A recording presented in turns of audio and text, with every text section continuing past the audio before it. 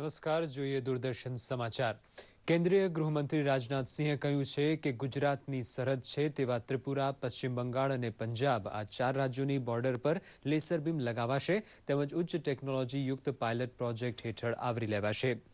કેન્દ્રીય ગૃહમંત્રીની અધ્યક્ષતામાં સરહદે હાડમારી ભોગવીને પણ દેશનું રક્ષણ કરતા જવાનોને બિરદાવતા બનાસકાંઠાના નડાબેટ ગામે આજે હમ ચલે હિન્દુસ્તાન ચલે નામના ખાસ કાર્યક્રમનું આયોજન કરાયું છે. આ કાર્યક્રમમાં અગાઉ ચંદ્રકો મેળવનારા બીએસએફના જવાનો અને શહીદોના પરિવારોનું સન્માન કરાયું હતું. આ ઉપરાંત 20 શહીદોના પરિવારને ₹51,000ની સહાય અને 9 જવાનોને ઇન્દ્રધનુષ સન્માન અપાયું હતું. કાર્યક્રમ દરમિયાન જવાનોને અત્યાધુનિક મેડિકલ સાધનો અને આરઓ પ્લાન્ટ સહિતના સંસાધનો પણ પૂરા પાડવામાં આવ્યા હતા. ગૃહમંત્રી આજે બીએસએફના ડીજી કે શર્મા અને ગુજરાત ફ્રન્ટિયર બીએસએફના આઈજી એ.કે. તોમર સાથે જવાનોને લગતા વિવિધ મુદ્દે ચર્ચા પણ કરશે. કાર્યક્રમમાં રાજ્યકક્ષાના ગૃહમંત્રી હરિભાઈ ચૌધરી, રાજ્યકક્ષાના મંત્રી રાય ઇન્દ્રજીતસિંહ, સાંસદ મનસુખ માંડવિયા, બીએસએફના અધિકારીઓ અને અગ્રણી ઉદ્યોગપતિઓ ખાસ ઉપસ્થિત રહ્યા હતા. કેન્દ્રીય નાણામંત્રી અરુણ જેટલીએ આજે પંજાબના ભટિંડા ખાતે વિકાસ પર્વ રેલીને સંબોધિત કરી હતી. રેલીમાં અરુણ જેટલીએ જણાવ્યું હતું કે કેન્દ્ર સરકાર દ્વારા તાજેતરમાં રજૂ કરવામાં આવેલી નવી નાગરિક ઉડ્ડયન નીતિ દેશમાં નવા વિમાન મથકોનું નિર્માણ કરવામાં મદદરૂપ બનશે. દેશના નાના શહેરોમાં પણ વિમાની મથકોના નિર્માણ માટે કેન્દ્ર સરકાર પૂરતો સહયોગ આપશે.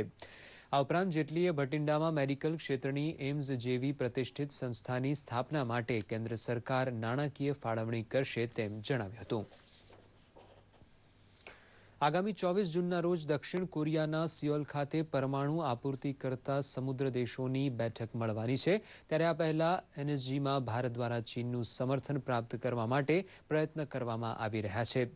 આ માટે 16 અને 17 જૂન દરમિયાન વિદેશ સચિવ એસ જયશંકરે ચીનની મુલાકાત લઈ ચીનના વિદેશ સચિવ સાથે એનએસજીમાં સભ્યપદ માટે સમર્થન અને અન્ય દ્વિપક્ષીય મુદ્દા પર વાતચીત કરી હતી.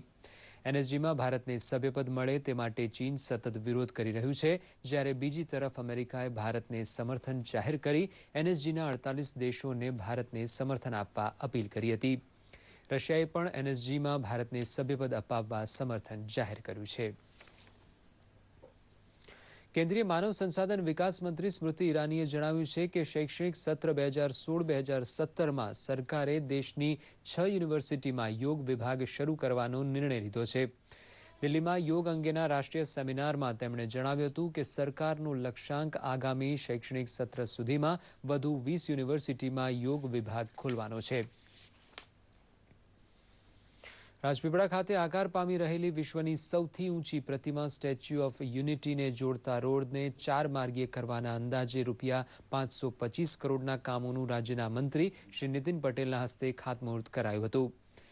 આ રસ્તાઓમાં ડભોઈથી દેવલિયા રોડ, ગરુડેશ્વર ચોકડીથી કેવડિયા કોલોની રોડ અને અંકલેશ્વરથી રાજપીપળા સુધીના રોડનો સમાવેશ થાય છે.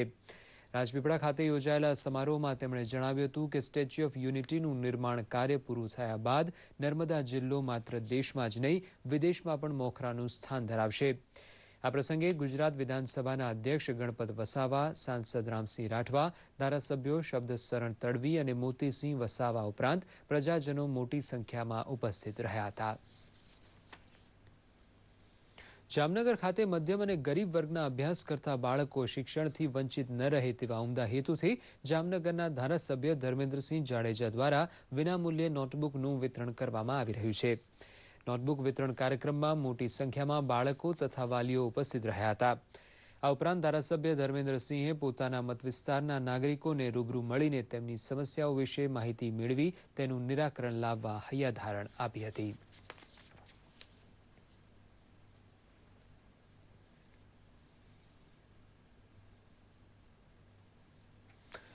હિન્દુ ધર્મમાં વ્રતનું અનેરું ધાર્મિક મહત્વ છે. ગણગોર વ્રત, હરતાલિકા ત્રીજ, કરવા ચોથ અને વટ સાવિત્રી સહિતના વ્રતો સદીઓથી ઉજવાતા રહ્યા છે. ગુજરાતમાં વટ સાવિત્રી પર્વનું મહત્વ કરવા ચોથ જેટલું જ ગણાય છે. અમરેલી, સોમનાથ અને રાજપીપળા સહિતના સ્થળોએ ધામધૂમથી મનાવાઈ રહ્યું છે. આજે જેઠ મહિનાની પૂનમે વટ સાવિત્રીનું વ્રત છે. આજના દિવસે મહિલાઓ વડની પૂજા કરી પતિના દીર્ઘાયુષ્યની કામના કરે છે. અમરેલીના કામનાથ મહાદેવ અને ભીડભંજન મહાદેવ સહિતના મંદિરોમાં આ વ્રતની ઉજવણી ધાર્મિક હર્ષોલ્લાસ સાથે ચાલી રહી છે. તો તો સોમનાથમાં 100 વર્ષ જૂના વડવાની પૂજા અર્ચનાથી વ્રતની ઉજવણી થઈ હતી. સાથે જ આ સમાચાર બુલેટિન અહીં સમાપ્ત થાય છે. નમસ્કાર.